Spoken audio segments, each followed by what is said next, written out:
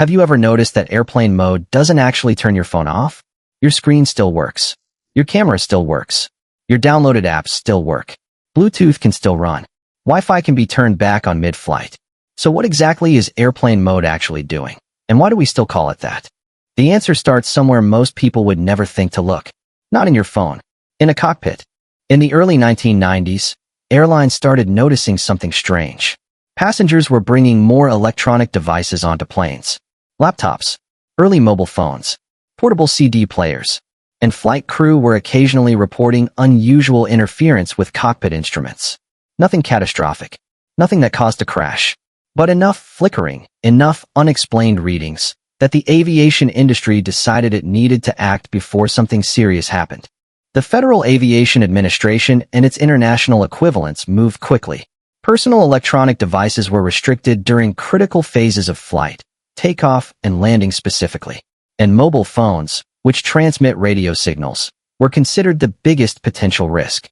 Here's what's interesting though. Despite years of investigation, regulators never definitively proved that passenger phones caused dangerous interference with modern aircraft navigation systems. Study after study found the risk to be extremely low, and in most cases, undetectable. The Boeing 737, the Airbus A320, the most common passenger jets in the world, are built with extensive shielding specifically designed to block this kind of interference. But by the time the evidence started clearing, the rule was already embedded. Airlines had built their safety procedures around it. Regulators had written it into law. And crucially, passengers had already accepted it as common sense.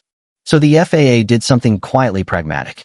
Rather than banning phones outright for entire flights, which would have been almost impossible to enforce, they introduced a compromise. A mode that disabled the radio transmitting functions of a device, the cellular signal, the GPS transmitter, while leaving everything else intact. They called it airplane mode. Not radio transmitter off mode. Not cellular signal disabled mode. Airplane mode. A name that implies the whole device has been made safe for flight. A name that sounds more complete than what it actually does. And here's where it starts to mirror something familiar. What airplane mode actually disables is your phone's ability to actively transmit radio signals. Cellular connection, off. Active GPS transmission, off. That's essentially the core of it. Everything else, your screen, your processor, your camera, your locally stored apps, your Bluetooth if you choose to keep it on, continues running exactly as it did before.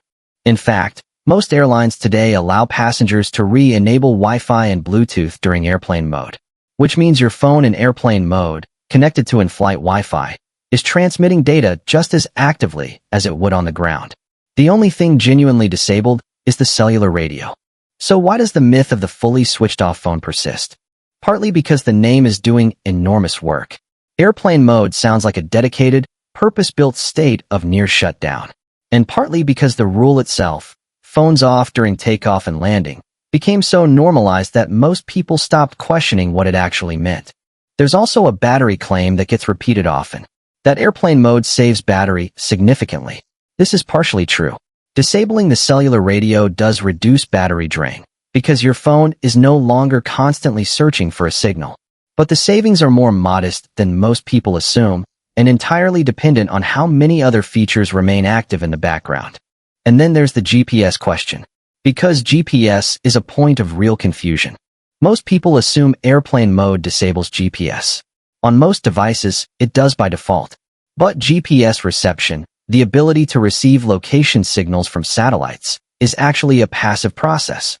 Your phone isn't transmitting anything to those satellites. It's only listening, which means GPS reception technically poses almost zero interference risk to aircraft systems. The reason it gets turned off in airplane mode is largely for consistency and simplicity, not because it's actually dangerous. In fact, on some devices, GPS can be manually re-enabled while in airplane mode. Many navigation and mapping apps work perfectly well in airplane mode as long as the maps are downloaded. Your phone knows exactly where you are in the sky. It just isn't telling anyone. Which brings us back to the original question. What is airplane mode actually doing? It's disabling your phone's ability to shout, to broadcast, to reach out actively to cellular towers. Everything else, the listening, the processing, the functioning of the device itself, carries on largely undisturbed. The name suggests a transformation. The reality is much narrower, much more specific, and much less dramatic than a decade of pre-flight announcements has implied. So the next time you switch to airplane mode before takeoff, what do you think you're actually turning off? Because the answer is probably a lot less than you assumed. And the reason it exists is a lot more complicated than anybody in that pre-flight safety video ever bothered to explain. Let us know in the comments. If this made you question something you've done on every single flight without ever thinking about it, that's exactly what this channel is for. Hit subscribe. We just did incognito mode last time, and airplane mode this time. Next we might look at what a VPN actually does versus what most people think it does, or whether deleting an app from your phone actually removes it. Tell us which one you want first.